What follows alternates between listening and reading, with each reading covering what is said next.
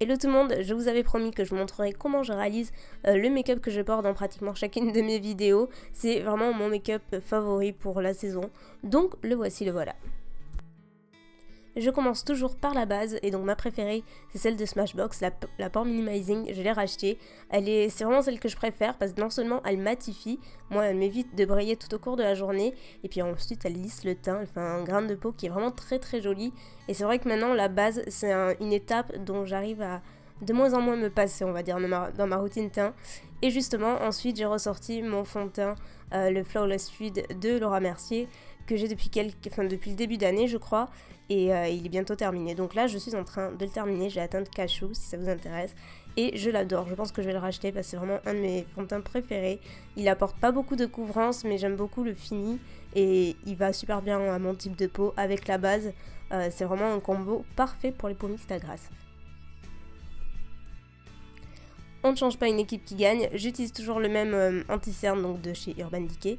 Par ailleurs, si j'ai une voix bizarre, c'est parce que je suis malade en ce moment. J'hésitais à faire la voix off, c'est pas super pratique, mais bon, c'est mieux d'avoir quelques explications.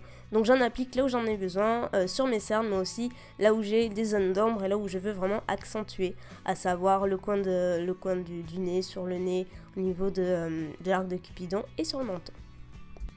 Je poudre l'ensemble de mon visage quasiment avec cette poudre Revlon, la Color Stay que j'adore, que j'ai acheté à Londres, et mon avis n'a pas changé, je la trouve vraiment très bien. C'est une des plus matifiantes que j'ai pu utiliser jusqu'à maintenant, en version compacte. Pour les sourcils, vous êtes nombreuses à me demander si j'ai changé quelque chose à ma routine, et pas du tout, j'utilise toujours les produits Anastasia, le duo de poudre qui je pense ne se creusera jamais, ça fait très longtemps que je l'ai et je me demande s'il va se creuser un jour, j'ai atteint de brunette si ça vous intéresse, mais non, je fais toujours pareil. En base à paupières, j'utilise toujours la dernière de chez Benefit que j'aime beaucoup, je voulais vous en parler dans une précédente vidéo et elle est vraiment très sympa parce qu'elle unifie la paupière comme vous le voyez et en tant que base, elle est top, les fards tiennent très bien tout au cours de la journée. Donc je commence par appliquer ce fard un petit peu mauve mat de chez Anastasia Beverly Hills que j'adore. Donc lui j'utilise principalement dans le creux de paupière, je trouve que c'est une excellente couleur. J'utilise le pinceau LY38B de Louise Young. Et bien sûr j'estompe avec le Quiz Blending Brush de ma ligne de pinceau individuelle qui est sortie il n'y a pas très longtemps si ça vous intéresse. Mais tous les liens sont en barre d'infos. Maintenant j'applique le fard Sienna qui est un de mes fards préférés chez Anastasia, que je place toujours dans le creux de paupière pour intensifier juste légèrement le coin interne et j'utilise le Crease Brush et je restompe ensuite par la suite. En paupières mobiles, j'utilise ce Full Metal Shadow de chez Yves Saint Laurent, qui est une couleur super jolie, qui est totalement moi. Je me rappelle plus je crois que c'est 6, 7 ou 8, je ne sais plus. Je l'ai eu à mon anniversaire et j'aime beaucoup. Je trouve que ça va très bien avec le genre de teinte que j'ai utilisé. Et je le fonds au doigt, c'est une couleur qui est très facile à travailler et qui fait vraiment son effet, qui peut être très opaque également.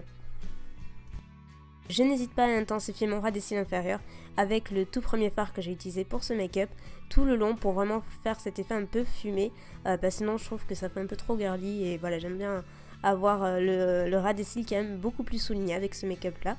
Et ensuite je vais appliquer ce fard là qui est un violet avec de légers sous-tons un petit peu rose mais magnifique. Il est tellement pigmenté qu'en un seul passage j'arrive à avoir mon trait de liner parce que je ne me vois pas appliquer du liner. J'aime beaucoup utiliser des fards comme ça en guise de liner, je trouve ça très joli et cette couleur particulièrement ravive vraiment bien tous les iris avec un pinceau biseauté et le tour est joué. Pour le mascara, je ne jure ce dernier mois que par le Audacious de NARS. Je vous en ai parlé dans mes précédents favoris je crois. Et depuis je ne porte que lui. Je l'ai même acheté lors des moins 25% parce que je l'adore. Je trouve qu'il fait un effet waouh. Le seul truc c'est que la brosse est assez grande donc j'en mets des fois sur la paupière. Mais tout va bien. Ensuite pour le contour, je varie assez régulièrement. Mais là aujourd'hui j'ai utilisé le Master Sculpt de Je mets Maybelline que j'aime beaucoup. Et j'ai atteint le numéro 2 si vous vous demandez.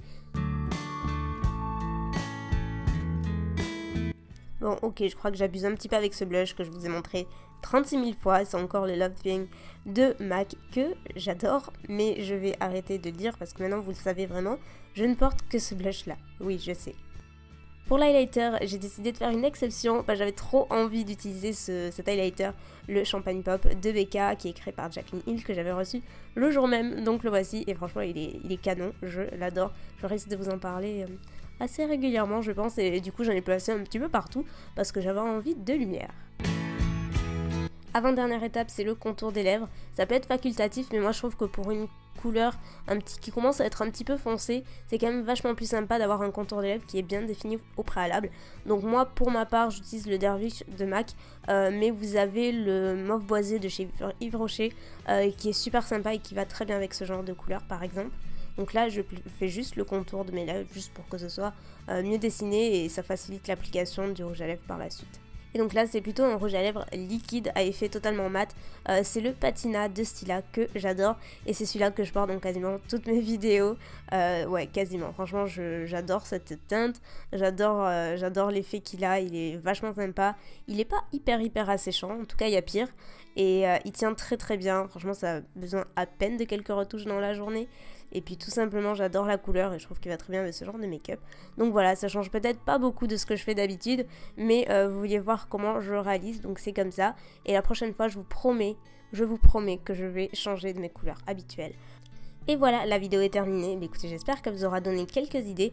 Et en attendant la prochaine, où je vous promets que je sors de ma zone de confort, attendez-vous vraiment du changement, c'est promis. Je vous fais des millions de bisous et je vous dis à la prochaine vidéo. Bisous!